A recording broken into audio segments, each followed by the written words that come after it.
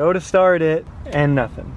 Good morning, JR Garage. Welcome back to the channel and welcome back to S600 Part 7, where unfortunately we have some more bad news. Not what we wanted to share with you guys, not how we wanted to start this video. We planned on taking this car down to paint at the end of this video and finishing up with the door panels and the fender, which we will still do in this video, but we have a little bit of a hurdle that we need to overcome. So Christian's in here right now. He'll explain what's going on. Of course, we got the budget Corvette here, the $2,200 vet. Stay tuned for the next video on this guy. We are doing the full deep cleaning. It should be a night and day transformation from where it's at now, which is, yeah, is it unlocked?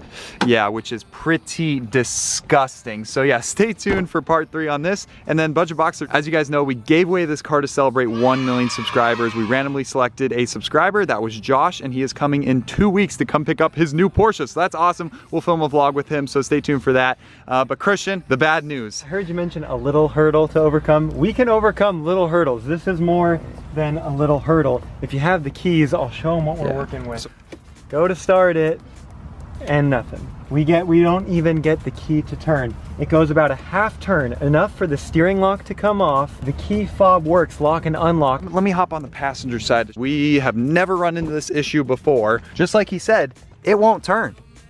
Like, we can give it a lot of force, we would end up snapping the key before it ended up turning. The steering is not locked, and it's definitely in park. It's really weird. That means either the key's bad, there's possibilities that the steering lock is bad, or the ignition switch is bad. In this car, it's not a simple ignition switch, and so that's probably where the issue lies. It's an electronic ignition switch, so it makes sure that a lot of checkpoints are met before it lets you turn the key, and those aren't being met. The computer is going all whack. It's probably fried back there. It is required to go to the dealer. Oh no, did you just say the dealer? The dealership, please no. We texted Kyle, you know, Kyle can get us out of any sticky situation, right? He helped us with the ABC. We thought that was gonna be like a $3,000 pump. Turns out it was just a $23 fix. So we text him again. We're like, hey, Kyle, the key won't turn. And he's like, well, is it in park? We're like, yes, it's in park. Can you fix it? And he says, you're gonna have to take that one to the dealer because he cannot. They don't allow independent shops to code it because it's VIN specific. Yeah, it just has to do with the theft nature so that you don't take a car and just swap in a EIS and you're good to go. So all things are pointing to us having to take it to the dealership, which hurts to say. I'm literally crying internally knowing that they are going to want probably over $1,000. If you guys are familiar with this problem, be sure to comment down below. But from our reading, this EIS could cost more than the whole price of the car at $850. Yeah, I mean, I would love for it to be something more simple. Battery charge is good, fully charged battery, getting good voltage.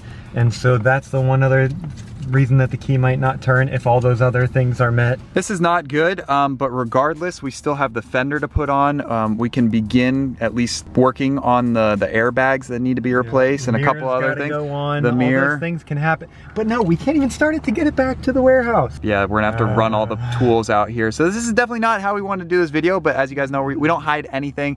If something pops up, we're sharing it with you, and this is just how part 7 goes. By the end of this video, the car at least should be complete. Fender on, which is a different color, so now we're gonna be tri-color here soon, but at least the car will look decent, and then we can tow it over to Mercedes probably at the end of this video and then have it fixed, and then we promise it's going off to paint and it's getting its new paint job, so at least that's exciting. So and then off to the exhaust shop. Yes, I'm actually super hyped because we lined up a shop that will be putting on the straight pipes, so that's lined up. That V12 will be screaming very shortly, so stay tuned. Anyway, enough of us talking. Let's get into a little edit of replacing this fender. Call Mercedes and call the tow truck. Yep, here we go, part 7. Let's go. Off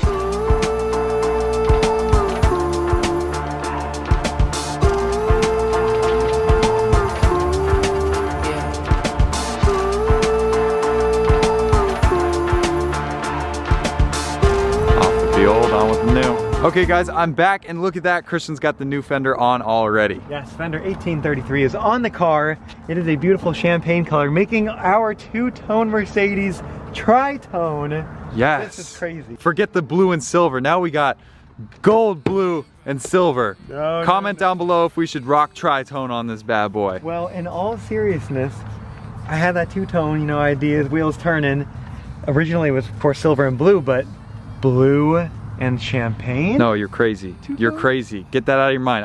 I'm with all you guys voting just one color. I'm thinking just the original blue. One thing is for sure though, we need a great looking paint job to go with these amazing wheels, which will be going on at some point soon. Chris, you wanna give them a little sneak peek? Oh my goodness. We've never showed you guys before, but we'll give you a little look.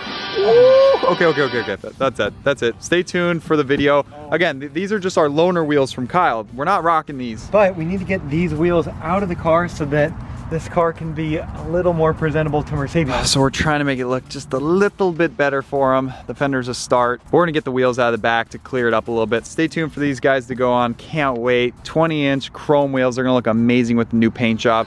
I've been running away from you. I've been trying to keep my cool. So we got the wheels out of the back. We closed all the doors, and I gotta say, it's looking pretty good. Ignore the tri-color look, but especially all three of our budget projects lined up, this is a cool look.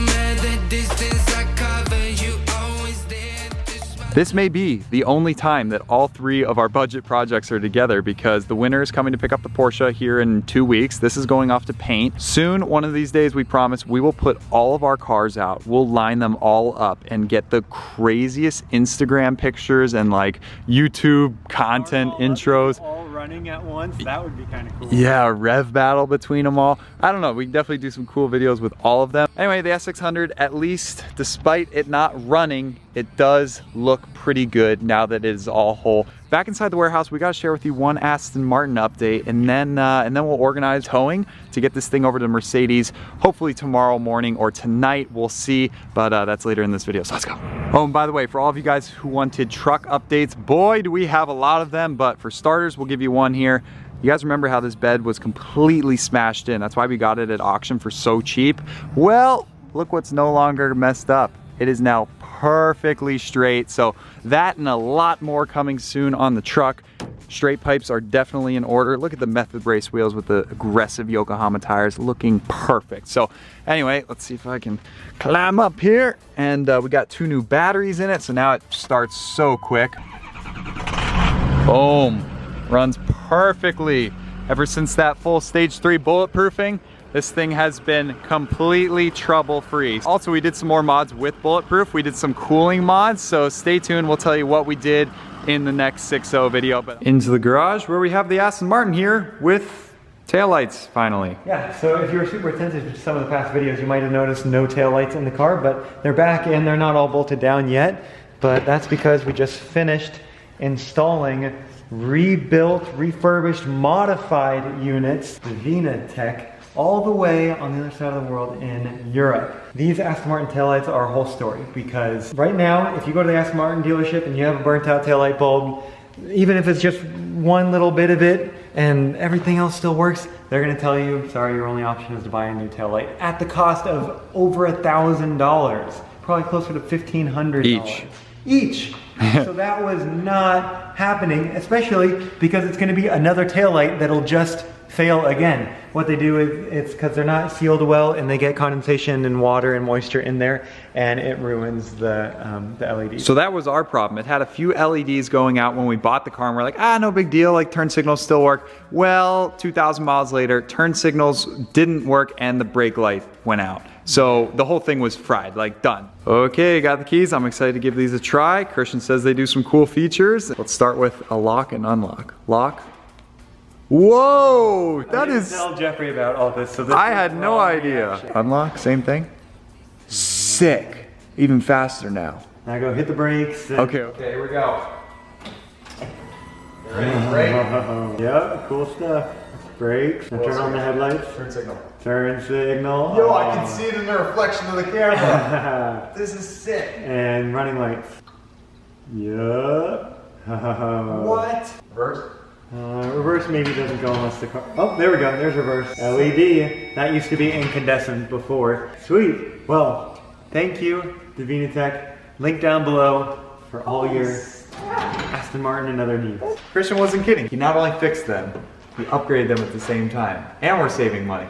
Sweet, let's go. Day 2. Okay guys, day 2, and it's time for the sad part of the video where the car goes to the dealership. But we have to at least give it one more try, just because cars are crazy.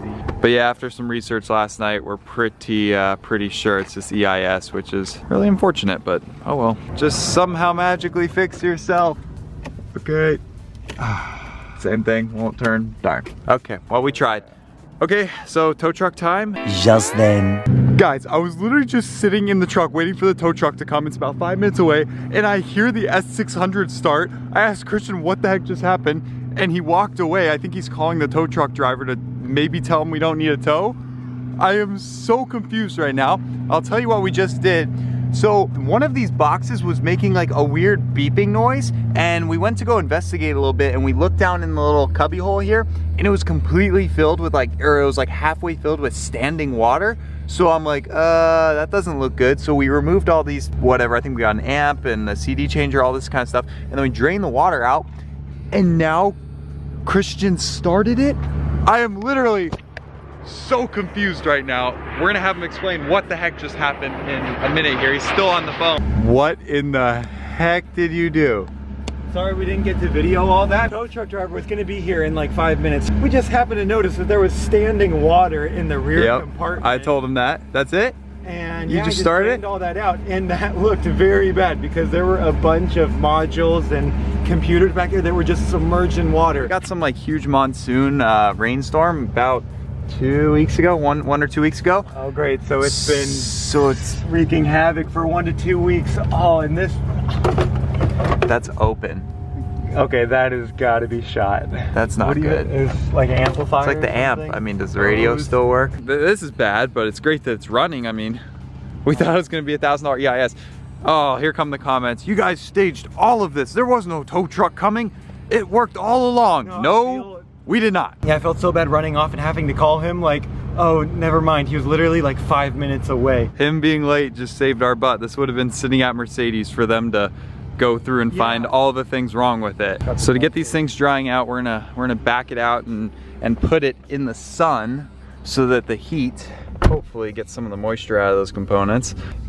All right guys, well this video definitely took a turn for the better, I guess. This is still bad news, but not quite as bad of news as we were anticipating or thought. I cannot believe it. We were so bummed the car is gonna need another part worth more than the car and a trip to the Mercedes dealership. Psych. So quite a relief. Goes to show, try to do everything you can, check all the easy things before you go drop it off at the dealer. So this now means that part 8 won't be picking the car up from the dealership. Instead, it will be putting on the door panels and dropping it off at paint, 100%. So the next S600 video you see, this car will be ending up at the paint shop. That is so exciting. So what color are we going with? I know we've asked you guys like 3 times, but this is legit your last opportunity.